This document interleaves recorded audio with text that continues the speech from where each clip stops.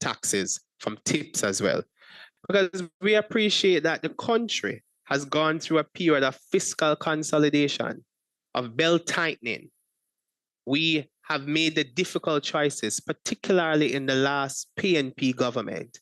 The country has achieved a degree of macroeconomic stability, largely an outcome of the difficult fiscal and economic reforms that were pursued and implemented by the PNP, for which we paid the political price in that PNP is relying on GLP's economy to fund its proposals, which indicates that the economy is somehow doing well. And I want to put on my economist cap right now. There's a difference between macroeconomic stability and the real economy. What the country has been able to achieve over the last 10 years is stability in the macroeconomy, which means that certain indicators are stable and are moving in a positive direction, i.e. debt to GDP ratio. I just said outcome of the government, PNP or JLP, to get the ratio to where it is at today. NIR improving, a sign of stability. Inflation that is managed by the independent central bank, not by cabinet, not by the wholeness government, the independent central bank. It was the PNP that started the work to move towards inflation targeting to give the bank the independence. The JLP came to office in 2016, saw it on the books, and did the right thing, continued where the PNP left off in 2016. But the real economy is different from macroeconomic indicators. The real economy is that part of the economy that affects that. The real economy is different from what we talk about macroeconomic indicators. Macroeconomic indicators do not rather give you a comprehensive picture of the health of the economy. And with that, we'll open. Just before we open for questions, quick note, we've already seen in this past week where the electoral office had to come publicly very quickly to declare to the public that a document being circulated which bore their marks and logos or what looked very close to it was actually fake. Regrettably, we live in a period where desperation is practiced by persons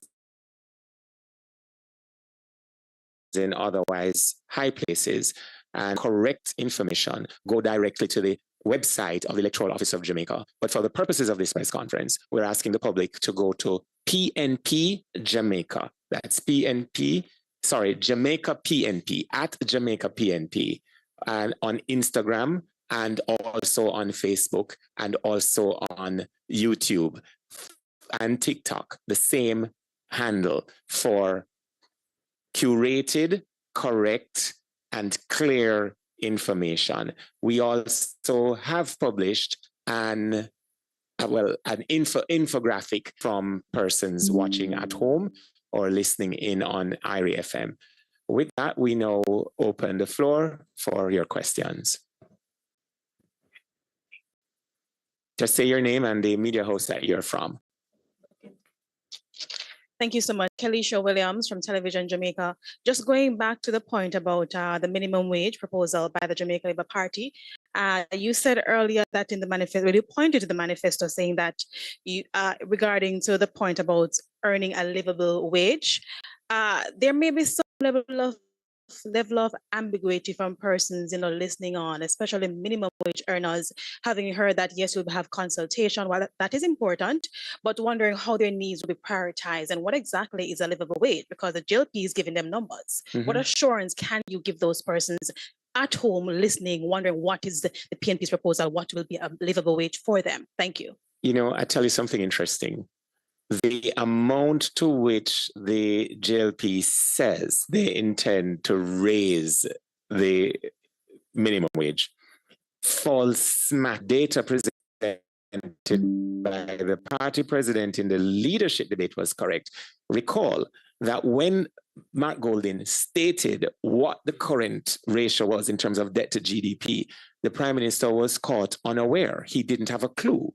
So know that he and he alone, not his finance minister, not his labor and social security minister, not his campaign manager, nothing in his manifesto about doing that. All of a sudden, roughly the same figure, I think he has been maker. That headline statistic doesn't mean anything to them if their purchasing power is eroded.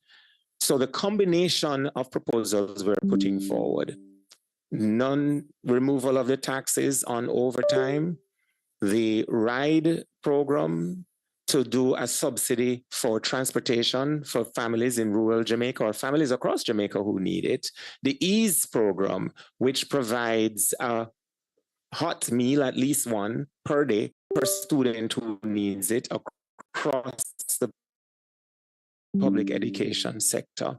The strengthening of PATH and other programs will augment what wage persons at that level of the economy are being paid. So the concept of a livable wage is when you consider all the factors that a household needs, that a citizen needs, the ability to go to a health center and not to be sent to another one, or to go to the hospital, not have to sleep for days on a wheelchair before they can be triaged to ascertain the extent of what is making them unwell.